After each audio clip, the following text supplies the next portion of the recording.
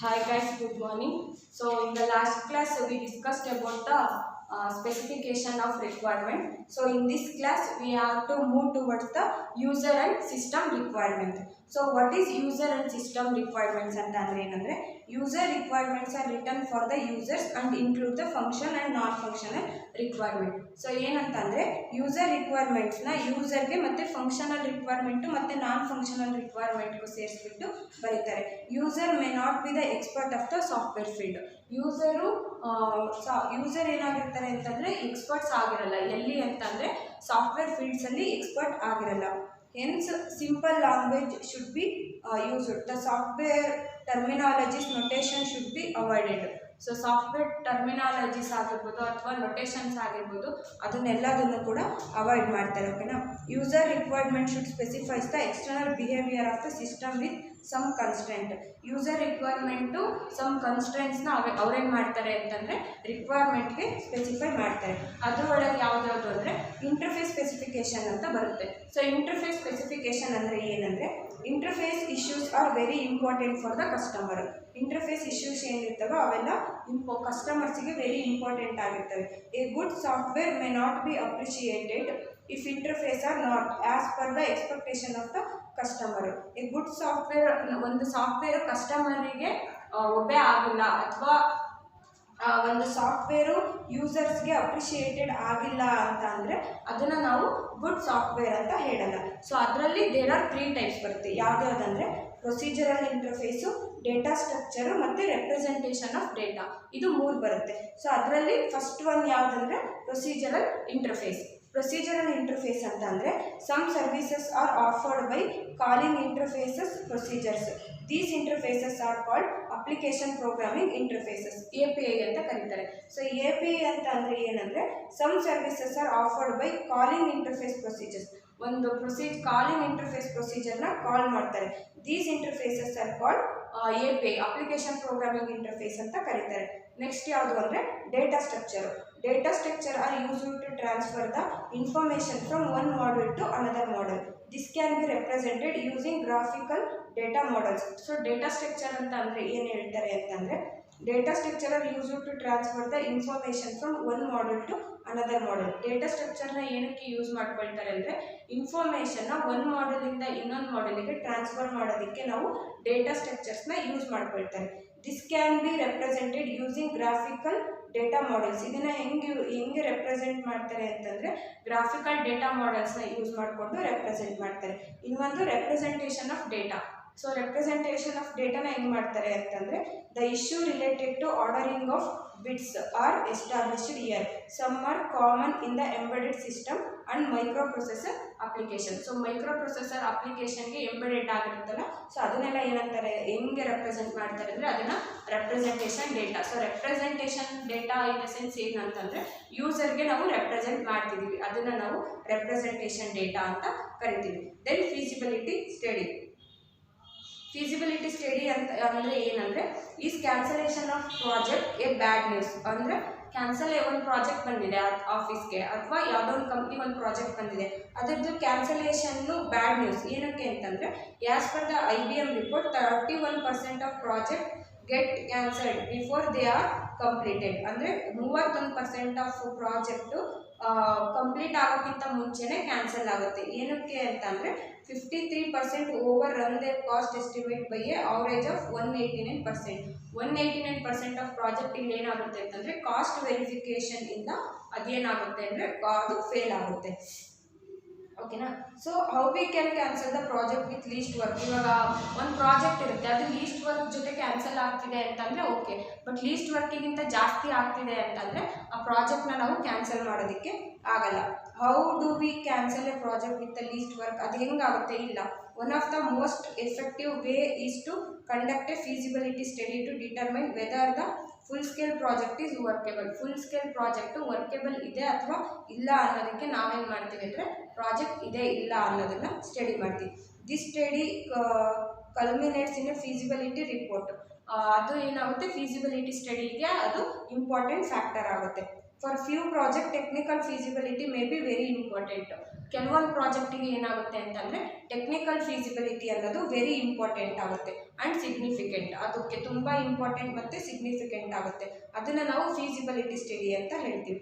Is it technically feasibility to provide the direct communication connectivity through the space from one location of global to another location. It is technically feasible to design the programming language using Sanskrit, ancient Indian language. However, for the most of the project, feasibility depends on non-technical issues like as the project cost and the schedule assumption in the business model realistic. Is there any market of the product? ಒಂದು market ಪ್ರಾಡಕ್ಟಿಗೆ ಅಥವಾ realistic ಒನ್ನಿಗೆ ಅಥವಾ business ಒಳಗೆ ಈ project approval ಆಗ್ತಿದೆ ಇಲ್ಲ ಅನ್ನೋದನ್ನು ನಾವು ಏನು ಹೇಳ್ತೀವಿ ಅಂತಂದರೆ ಫೀಸಿಬಿಲಿಟಿ ಸ್ಟಡಿ ಅಂತ ಹೇಳ್ತೀವಿ. Purpose of feasibility study. Then feasibility study ಏನಕ್ಕೆ ಬೇಕು ಅನ್ನೋದಕ್ಕೆ, the decision to implement any new project or program must be based on a through analysis of the proposal project program. Decision ಅಂತಲೇ ಹೇಳ್ಬೋದು, ಅಥವಾ implement any new project or program must be based on analysis of project ಅಥವಾ proposal program ಮೇಲೆ ನಾವು ಅದನ್ನು analysis ಮಾಡ್ತಿದ್ದೀವಿ ಅಂತ ಹೇಳ್ಬೋದು. A feasibility study is defined as an evaluation R analysis of the potential impact of the proposal project or program. Feasibility ಸ್ಟಡಿನ ನಾವು ಹೆಂಗೆ ಡಿಫೈನ್ ಮಾಡ್ಬೋದು ಅಂತಂದರೆ evaluation or analysis of the potential impact of proposal project program ಅಂತಲೇ ಹೇಳ್ಬೋದು.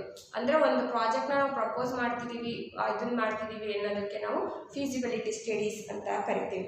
It is conducted to assistant decision makers. ಏನಕ್ಕೆ ಅಂತಂದರೆ ಒಂದು ಪ್ರಾಜೆಕ್ಟ್ನ ಡಿಸಿಷನ್ ಮೇಕಿಂಗ್ ಮಾಡೋದಕ್ಕೆ ಅಥವಾ ಡಿಸಿಷನ್ ಮಾರ್ಕಿಂಗ್ ಮಾಡೋದಕ್ಕೆ this project is very important ಅಂತ ಹೇಳ್ಬೋದು.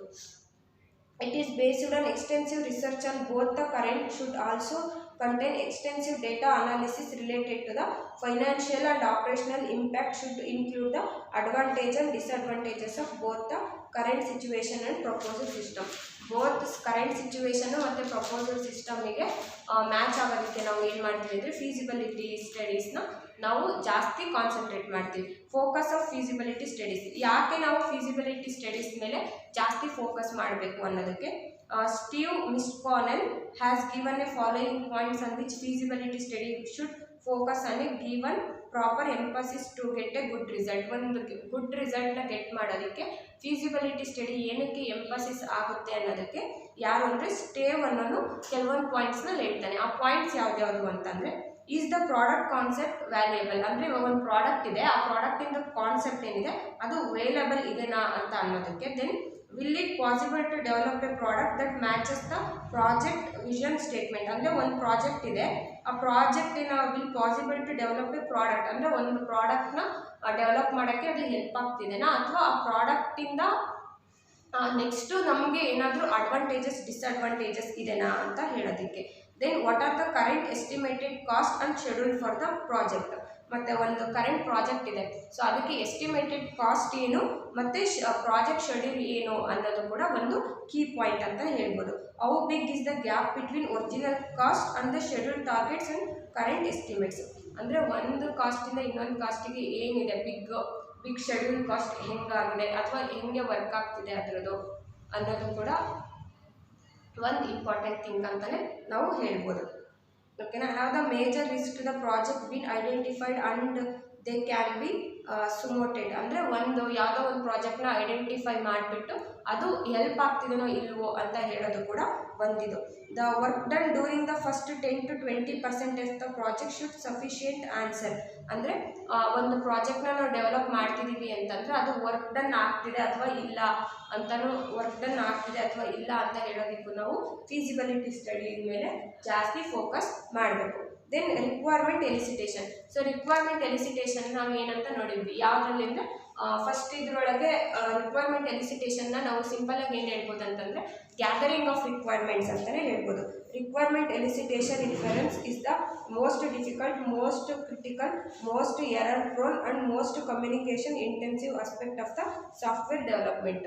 ರಿಕ್ವೈರ್ಮೆಂಟ್ ಎಲಿಸಿಟೇಷನ್ನ ನಾವು ಏನಂತ ಹೇಳ್ತೀವಿ ಅಂತ ಅಂದರೆ, ರಿಕ್ವೈರ್ಮೆಂಟ್ ಎಲಿಸಿಟೇಷನ್ನ ನಾವು ಹೆಂಗೆ ಏನಂತ ಹೇಳ್ಬೋದು ಅಥವಾ ಹೆಂಗೆ ಕರಿಬೋದು ಅಂದರೆ ಗ್ಯಾದರಿಂಗ್ ಆಫ್ ರಿಕ್ವೈರ್ಮೆಂಟ್ಸ್ ಅಂತಲೇ ಕರಿಬೋದು. ಸೊ ಗ್ಯಾದರಿಂಗ್ ಆಫ್ ರಿಕ್ವೈರ್ಮೆಂಟ್ ಅಂದರೆ ನೆಸೆಸಿಟಿ ಆಫ್ ರಿಕ್ವೈರ್ಮೆಂಟ್. ಇವಾಗ ನಾವು ಒಂದು ಪ್ರಾಡಕ್ಟ್ ಡೆವಲಪ್ ಮಾಡ್ತಿದ್ದೀವಿ ಅಂತಂದರೆ ಪ್ರಾಜೆಕ್ಟಿಗೆ ಯಾವುದೆಲ್ಲ ರಿಕ್ವೈರ್ಮೆಂಟ್ ನೆಸೆಸಿಟಿ ಇದೆ ಅಂತ ಹೇಳೋದನ್ನು ನಾವು ರಿಕ್ವೈರ್ಮೆಂಟ್ ಎಲಿಸಿಟೇಷನ್ ಅಂತ ಹೇಳ್ಬಿಟ್ಟು ಕರಿತೀವಿ. The real requirement actually resides in the user mind.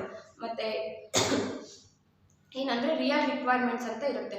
So ಆ ರಿಯಲ್ ರಿಕ್ವೈರ್ಮೆಂಟ್ಸು ಯೂಸರ್ ಮೈಂಡ್ಸ್ ಒಳಗೆ ಇರುತ್ತೆ. ಅಂದರೆ ಯೂಸರ್ಗೆ ಯಾವುದೆಲ್ಲ ರಿಕ್ವೈರ್ಮೆಂಟ್ಸ್ ಬೇಕು ಅನ್ನೋದು ಯೂಸರ್ ಮೈಂಡಲ್ಲಿ ಇರುತ್ತೆ.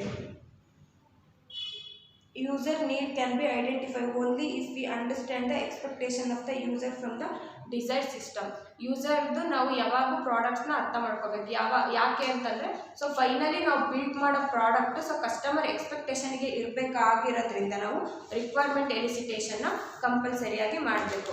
It is the activity that helps to understand the problem to be solved. Requirements are gathered by asking question. So ರಿಕ್ವೈರ್ಮೆಂಟ್ಸ್ನ ಹೆಂಗೆ ಗ್ಯಾದರ್ ಮಾಡ್ತೀವಿ ಅಂತಂದರೆ ಒಂದು ಟೀಮ್ ಕೂತಿರುತ್ತೆ. ಸೊ ಟೀಮ್ ಅದೇನು ಮಾಡುತ್ತೆ ಅಂತಂದರೆ ಆ ರಿಕ್ವೈರ್ಮೆಂಟ್ಸ್ಗೆ ಯಾವುದೆಲ್ಲ ಬೇಕು ಅನ್ನೋದನ್ನು ಕ್ವಶನ್ ಕೇಳೋದ್ರಿಂದ ಆಗಿರ್ಬೋದು. ಸೊ ರಿಕ್ವೈರ್ಮೆಂಟ್ಸ್ನ ಹೆಂಗೆ ಗ್ಯಾದರ್ ಮಾಡ್ತಾರೆ ಅಂತಂದರೆ ಬೈ ಆಸ್ಕಿಂಗ್ ದ ಕ್ವಶನ್ ಆಗಿರ್ಬೋದು, ಅಥವಾ ರಿಟರ್ನ್ ಡೌನ್ ದ ಆನ್ಸರ್, ಹಾಗೆ ರೈಟಿಂಗ್ ಡೌನ್ ಆನ್ಸರ್ನ ಕ್ವಶನ್ ಕೇಳೋದ್ರಿಂದ ಆಗಿರ್ಬೋದು, ಅಥವಾ ಅದಕ್ಕೆ ರಿಟರ್ನ್ ಆನ್ಸರ್ ಮಾಡೋದ್ರಿಂದ ಇರ್ಬೋದು, ಅಥವಾ ಆಸ್ಕಿಂಗ್ ಅದರ್ ಕ್ವಶನ್ಸ್, ಅದೇ ರಿಲೇಟೆಡ್ ಕ್ವಶನ್ಸ್ನ ಕೇಳೋದ್ರಿಂದ ನಾವು ರಿಕ್ವೈರ್ಮೆಂಟ್ ಎಲಿಸಿಟೇಷನ್ನ ಮಾಡ್ಬೋದು. Hence requirements gather is the most communication intensive activity of the software development. Developer and users have A different mind set. ಯಾಕಂದರೆ ರಿಕ್ವೈರ್ಮೆಂಟ್ನ ಯಾವಾಗೂ ನಾವು ಕ್ವಶನ್ ಆ್ಯಂಡ್ ಆನ್ಸರಿಂದನೇ ಗೆಟ್ ಮಾಡಬೇಕು. ಯಾಕಪ್ಪ ಅಂತಂದರೆ ಕಸ್ಟಮರ್ ಮತ್ತು ಡೆವಲಪರ್ ಇಬ್ಬರದು ಮೈಂಡ್ ಸೆಟ್ಟು ಡಿಫ್ರೆನ್ಸ್ ಇರುತ್ತೆ. There are chances of conflict that may lead to inconsistency, misunderstanding and omission of a requirement. ಕೆಲವೊಂದು ಸಲ ಏನಾಗುತ್ತೆ ಅಂದರೆ ದೇರ್ ಆರ್ ಎ ಕನ್ಸಿಸ್ಟೆನ್ಸಿ ಇರುತ್ತೆ. ಸೊ ಮಿಸ್ಅಂಡರ್ಸ್ಟ್ಯಾಂಡಿಂಗ್ ಇರ್ಬೋದು, ಅಥವಾ ಆ ರಿಕ್ವೈರ್ಮೆಂಟ್ ಒಮಿಷನ್ಸ್ ಇರ್ಬೋದು. ಸೊ ಇದರಿಂದ ಎಲ್ಲದು ಏನಾಗುತ್ತೆ ಅಂತಂದರೆ ರಿಕ್ವೈರ್ಮೆಂಟ್ಸು ಕಸ್ಟಮರ್ಗೆ ಮತ್ತು ಡೆವಲಪರ್ಗೆ ಇರೋದ್ರಿಂದ ಅಲ್ಲಿ ಚೇಂಜಸ್ ಆಗ್ಬೋದು. Therefore, requirement elicitation requires the collaboration of the several groups participant who have different background. So requirement ಅದಕ್ಕೋಸ್ಕರನೇ ರಿಕ್ವೈರ್ಮೆಂಟ್ ಎಲಿಸಿಟೇಷನ್ಗೆ ಪೀಪಲ್ ಬೇಕಾಗುತ್ತೆ. ಸೊ ಆ ಪೀಪಲ್ ಹೆಂಗೆ ವರ್ಕ್ ಮಾಡಬೇಕು ಹೆಂಗಿರಬೇಕು ಅಂದರೆ they are from the different backgrounds. ಬೇರೆ ಬೇರೆ ಬ್ಯಾಕ್ಗ್ರೌಂಡಿಂದ ಬಂದಿರೋರಾಗಿರ್ಬೋದು, ಅಥವಾ ಬೇರೆ ಬೇರೆ ಪಾರ್ಟಿಸಿಪೆಂಟ್ ಆಗಿರ್ಬೋದು. ಅವರೆಲ್ಲ ಕುತ್ಕೊಂಡ್ಬಿಟ್ಟು ಡಿಫ್ರೆಂಟ್ ಕ್ವಶನ್ಸ್ನ ಕೇಳೋದ್ರಿಂದ ಅದು ಹೆಲ್ಪ್ ಆಗುತ್ತೆ. On one hand, customer and user have solid background in their domain and a general idea of what software should do. So ಇವಾಗ ಬೇರೆ ಬೇರೆ ಬ್ಯಾಕ್ಗ್ರೌಂಡಿಂದ ಕೂತಿದ್ದಾರೆ ಅಂತಂದರೆ ಅವ್ರಿಗೆ ಆ ಸಾಫ್ಟ್ವೇರ್ ಪ್ರಾಡಕ್ಟ್ ಬಗ್ಗೆನೂ ಕೂಡ ಕೆಲವೊಂದು ನಾಲೆಡ್ಜ್ ಇರಬೇಕು. ಮೀನ್ಸ್ ಅವ್ರು ಹೆಂಗೆ ಅದನ್ನು ವರ್ಕ್ ಮಾಡ್ತಾರೆ ಅಂತ ಅನ್ನೋದು. There are number of requirement elicitation method and few of them are discussed. ಅದರಲ್ಲಿ multiple way of requirement gathering ಇರುತ್ತೆ. ಸೊ ರಿಕ್ವೈರ್ಮೆಂಟ್ ಎಲಿಸಿಟೇಷನ್ನ ಮಾಡೋಕ್ಕೂ ಕೂಡ ಮಲ್ಟಿಪಲ್ ವೇಸ್ ಇರುತ್ತೆ. ಸೊ ಮಲ್ಟಿಪಲ್ ವೇಸ್ ಯಾವುದಿದೆ ಅಂದರೆ it is only method that we know. ಯಾವ್ದ್ಯಾವುದು ಅಂತ ಅಂದರೆ ಇಂಟರ್ವ್ಯೂಸ್ ಮಾಡೋದಾಗಿರ್ಬೋದು, ಅಥವಾ we understand intensively that method effective in the present circumference. ಅಥವಾ ಯಾರೋ ಒಬ್ಬರು ಈ ಹೊಸ ಯೂಸರ್ಸ್ ಇರ್ತಾರೆ. ಸೊ ಅವ್ರನ್ನ ಇಂಟರ್ವ್ಯೂ ಮಾಡೋದ್ರಿಂದ ಇರ್ಬೋದು. ಆ ಇಂಟರ್ವ್ಯೂ ಮಾಡೋದ್ರಿಂದ ಅವರಿಗೆ ಪ್ರಾಜೆಕ್ಟ್ ನಾಲೆಡ್ಜ್ ಇತ್ತು ಅಂತಂದರೆ if they can ask the requirement, ಆ ರಿಕ್ವೈರ್ಮೆಂಟ್ನ ಅವರು ಆಸ್ಕ್ ಮಾಡ್ಬೋದು. So interview after receiving the problem statement from the customer. After receiving the problem ಸ್ಟೇಟ್ಮೆಂಟ್ನ ನಾವು ಕಸ್ಟಮರಿಂದ ಒಂದ್ಸಲ ರಿಸೀವ್ ಮಾಡಿದ್ವಿ ಅಂದಮೇಲೆ the first step is to arrange a meeting with the customer. First step ಏನು ಅಂತಂದರೆ ಕಸ್ಟಮರ್ ಜೊತೆ ಮೀಟಿಂಗ್ನ ಅರೇಂಜ್ ಮಾಡೋದು. During the meeting or interview both the parties would like to understand each other. So ಈ ಮೀಟಿಂಗ್ನ ನಾವು ಮಾಡ್ತಿದ್ದೀವಿ ಅಂತಂದರೆ ಅವಾಗ, ಅಥವಾ ಆ ಮೀಟಿಂಗ್ನ ಅರೇಂಜ್ ಮಾಡಿದ್ದೀವಿ ಅಂದರೆ ಬೋತ್ ಪಾರ್ಟೀಸ್ ಮೀನ್ಸ್ ಕಸ್ಟಮರ್ಸು ಮತ್ತು ಡೆವಲಪರ್ಸು ಏನಿರ್ತಾರೆ ಅವರು ರಿಕ್ವೈರ್ಮೆಂಟ್ನ ಅರ್ಥ ಮಾಡ್ಕೋಬೇಕು. Normally specialised developer often called requirement engineer interact with the customer. ನಾರ್ಮಲ್ಲಾಗಿ ಯಾರು ಅಂತಂದರೆ ಸ್ಪೆಷಲೈಸ್ಡ್ ಇಂಜಿನಿಯರ್ ಅಂತಲೇ ಹೇಳ್ಬೋದು. Specialised engineer is nothing but again requirement engineers. So ಕಸ್ಟಮರ್ಗೆ ಏನು ಬೇಕು ಅನ್ನೋದನ್ನು ಅವರು ಕೇಳ್ತಾರೆ ಅಥವಾ ಅವ್ರ ಜೊತೆ ಇಂಟ್ರಾಕ್ಟ್ ಮಾಡ್ತಾರೆ. The objective of conducting an interview is to understand the customer expectation from the software. ಇಂಟರ್ವ್ಯೂನ ಏನಕ್ಕೆ ಮಾಡ್ತಾರೆ ಅಂತಂದರೆ ಕಸ್ಟಮರ್ ಎಕ್ಸ್ಪೆಕ್ಟೇಷನ್ ಏನೇನಿದೆ ಅನ್ನೋದನ್ನು ನಾವು ಥಿಂಕ್ ಮಾಡೋದಕ್ಕೆ ನಾವು ಇಂಟರ್ವ್ಯೂಸ್ನ ಮಾಡ್ತೀವಿ. Both parties have different feelings, goals, opinion, vocabularies, understanding. But one thing is common. ಎರಡೂ ಪಾರ್ಟಿಯವ್ರಿಗೂ ಡಿಫ್ರೆಂಟ್ ಫೀಲಿಂಗ್ ಇರುತ್ತೆ, ಗೋಲ್ ಇರುತ್ತೆ, ಒಪಿನಿಯನ್ ಇರುತ್ತೆ, ವೊಕ್ಯಾಬ್ಯುಲರೀಸ್ ಇರುತ್ತೆ, ಅಂಡರ್ಸ್ಟ್ಯಾಂಡ್. ಬಟ್ ಒನ್ ಥಿಂಗ್ ಏನು ಅಂತಂದರೆ ಪ್ರಾಜೆಕ್ಟ್ ಅವ್ರ ಇಬ್ಬರು ಮೈಂಡಲ್ಲೂ ಕೂಡ ಒಂದೇ ಒಂದು ಥಿಂಗ್ ಇರುತ್ತೆ, ದಟ್ ಈಸ್ ವಾಟ್ ಅಂತಂದರೆ ಪ್ರಾಜೆಕ್ಟ್ ಸಕ್ಸಸ್ ಆಗಬೇಕು ಅನ್ನೋದೇ ಅವ್ರ ಮೈಂಡಲ್ಲಿ ಇರುತ್ತೆ. Interview may be open ended or structured, ಅಂದರೆ ಇಂಟರ್ವ್ಯೂ ಓಪನ್ ಎಂಡೆಡ್ ಆಗಿರ್ಬೋದು ಅಥವಾ ಸ್ಟ್ರಕ್ಚರ್ ಆಗಿರ್ಬೋದು, ಎರಡು ಥರನೂ ಇರ್ಬೋದು. There is no preset agenda, ಅಂದರೆ ಇದೇ ಥರ ಮಾಡಬೇಕು ಅನ್ನೋದು ಪ್ರೀಸೆಟ್ ಅಜೆಂಡಾ ಅನ್ನೋದು ಇರಲ್ಲ. For example result management system, ಇವಾಗ ಫಾರ್ ಎಕ್ಸಾಂಪಲ್ಗೆ ಒಂದು ಅವರೇ ಅದು ಹೇಳಿದ್ರೆ ರಿಸಲ್ಟ್ ಮ್ಯಾನೇಜ್ಮೆಂಟ್ ಸಿಸ್ಟಮ್ ಅಥವಾ ಯೂನಿವರ್ಸಿಟಿಯಲ್ಲಿ ಒಂದು ಯೂನಿವರ್ಸಿಟಿ ವೆಬ್ಸೈಟ್ ಅನ್ಕೊಳ್ಳಿ, ಅದಕ್ಕೆ ಏನೇನು ಬೇಕಂದರೆ who is the controller of the examination. So ಆ ಪ್ರಾಜೆಕ್ಟ್ನ ನಾವು ಮಾಡ್ತಿದ್ದೀವಿ ಅಂತಂದರೆ ಆ ಎಕ್ಸಾಮಿನೇಷನ್ ಕಂಟ್ರೋಲರ್ ಯಾರು, who has requested for a such software, ಯಾರು ಆ ಸಾಫ್ಟ್ವೇರ್ ಬೇಕು ಅಂತ ರಿಕ್ವೆಸ್ಟ್ ಮಾಡ್ತಿದ್ದಾರೆ. Then how many officers are placed in the examination division, ಆ ಎಕ್ಸಾಮಿನೇಷನ್ ಡಿವಿಷನ್ ಒಳಗೆ ಎಷ್ಟು ಜನ ಎಕ್ಸಾಮಿನರ್ನ ಪ್ಲೇಸ್ ಮಾಡಿದ್ದಾರೆ. Who will use the software, ಯಾರು ಆ ಸಾಫ್ಟ್ವೇರ್ನ ಯೂಸ್ ಮಾಡ್ತಿದ್ದಾರೆ. Then who will explain the manual system, ಆ ಮ್ಯಾನುವಲ್ ಸಿಸ್ಟಮ್ನ ಯಾರು ಎಕ್ಸ್ಪ್ಲೇನ್ ಮಾಡ್ತಿದ್ದಾರೆ ಅನ್ನೋದು ಒಂದು ಇಂಪಾರ್ಟೆಂಟು. ಮತ್ತು is there any opposition for the project, ಈ ಪ್ರಾಜೆಕ್ಟ್ ಮಾಡೋದಕ್ಕೆ ಏನಾದರೂ ಆಪೋಸಿಷನ್ ಇದೆನಾ ಅಥವಾ ಏನಾದರೂ ಡಿಫಿಕಲ್ಟೀಸ್ ಇದೆನಾ ಅನ್ನೋದನ್ನು ಕೂಡ ಅರ್ಥ ಮಾಡ್ಕೋಬೇಕು. Then how many stakeholders are computer friendly, means ಇವಾಗ ಒಂದು ಯೂನಿವರ್ಸಿಟಿ ಅಂತಂದರೆ ಎಲ್ಲರಿಗೂ ಆ ವೆಬ್ಸೈಟ್ನ ನಾವು ಗೈಡ್ ಮಾಡೋಕ್ಕೆ ಬರಲ್ಲ ಅಥವಾ ಅದನ್ನ ಹೆಂಗೆ ಮ್ಯಾನ್ಯುವಲಿ ಆಪ್ರೇಟ್ ಮಾಡೋದು ಅನ್ನೋದು ಗೊತ್ತಿರಲ್ಲ. ಸೊ ಅದನ್ನೆಲ್ಲದನ್ನು ತಿಳ್ಕೊಂಡಿರಬೇಕು. Such question help to identify the all stakeholder who will have a interest in the software to be develop. ಅವೆಲ್ಲ ಕ್ವಶನ್ಸ್ ನಾವು ಐಡೆಂಟಿಫೈ ಮಾಡೋದಕ್ಕೆ ನಾವು ಯಾವುದನ್ನ ಬೇಕು ಅಂತಂದರೆ ಫೀಸಿಬಿಲಿಟಿ ಸ್ಟಡಿ ಆಗಿರ್ಬೋದು ಅಥವಾ ಇಂಟರ್ವ್ಯೂ ಆಗಿರ್ಬೋದು, it is very very important. Then selection of stakeholder, so selection of ಸ್ಟೇಕ್ ಹೋಲ್ಡರ್ನ ಹೆಂಗೆ ಮಾಡೋದು ಅಂತ so we have to discuss in the next class. Next ಕ್ಲಾಸಲ್ಲಿ ನಾವು ಸೆಲೆಕ್ಷನ್ ಆಫ್ ಸ್ಟೇಕ್ ಹೋಲ್ಡರ್ಸ್ನ ಹೆಂಗೆ ಮಾಡ್ಬೋದು ಅಂತ ಹೇಳೋದು. So selection of stake holder, ಅದಕ್ಕಿಂತ ಮುಂಚೆ ಇವತ್ತಿನ ಕ್ಲಾಸಲ್ಲಿ ನಾವು ಏನೇನು ನೋಡಿದ್ವಿ ಅಂತಂದರೆ ರಿಕ್ವೈರ್ಮೆಂಟ್ ಇಂಜಿನಿಯರಿಂಗ್ ಅಂದರೆ ಏನಂತ ನೋಡಿದ್ವಿ. ಸೊ ಅದಾದಮೇಲೆ ಫೀಸಿಬಿಲಿಟಿ ಸ್ಟಡಿ ಅನ್ನೋದನ್ನ ಏನೇನು ಮಾಡಿದ್ವಿ. ಸೊ ಮೇನ್ ಫೋಕಸ್ ಏನಿತ್ತು ಅಥವಾ ಮೇನ್ ಪ್ರಾಜೆಕ್ಟು ಕ್ಯಾನ್ಸಲ್ ಆಗೋದಕ್ಕೆ ಅಥವಾ ಒಂದು ಪ್ರಾಜೆಕ್ಟ್ ಫೇಲ್ ಆಗೋದಕ್ಕೆ ಏನೆಲ್ಲ ರೀಸನ್ನು ಅನ್ನೋದನ್ನು ನಾವು ಈ ಕ್ಲಾಸಲ್ಲಿ ನೋಡಿದ್ವಿ. ಅದಾದಮೇಲೆ ಇಂಟರ್ವ್ಯೂ ಆಗಿರ್ಬೋದು ಅಥವಾ ಸೆಲೆಕ್ಷನ್ ಆಫ್ ಸ್ಟೇಕ್ ಹೋಲ್ಡರ್ಸ್ ಆಗಿರ್ಬೋದು. So these are all the cases we studied in this class. This is all about third model. So third ಮಾಡೆಲಲ್ಲಿ ನೆಕ್ಸ್ಟ್ ಕಾನ್ಸೆಪ್ಟಿಗೆ ಮೂವ್ ಆಗೋಣ ನೆಕ್ಸ್ಟ್ ಕ್ಲಾಸಲ್ಲಿ. ಸೊ ಬಿಫೋರ್ ದಟ್ ಈ ಮಾಡೆಲಲ್ಲಿ ಫಸ್ಟ್ ಇಂಪಾರ್ಟೆಂಟ್ ಕ್ವಶನ್ ಯಾವುದು ಅಂತಂದರೆ what are all the focus on the feasibility ಆಗಿರ್ಬೋದು ಅಥವಾ ಫೀಸಿಬಿಲಿಟಿ ಸ್ಟಡಿ ಅಂತ ಅಂದರೆ ಏನಾಗಿರ್ಬೋದು ಅಥವಾ requirement, what is meant by requirement elicitation and how we select the requirement ಅಂತಲೇ ಹೇಳ್ಬೋದು. ರಿಕ್ವೈರ್ಮೆಂಟ್ ಎಲಿಸಿಟೇಷನ್ ಅಂತ ಅಂದರೆ ಏನು, ಸೊ ಆ ರಿಕ್ವೈರ್ಮೆಂಟ್ಸ್ನ ನಾವು ಹೆಂಗೆ ಸೆಲೆಕ್ಟ್ ಮಾಡ್ತೀವಿ ಅನ್ನೋದು, these are all the major concept. So let's continue in the next class. Thank you.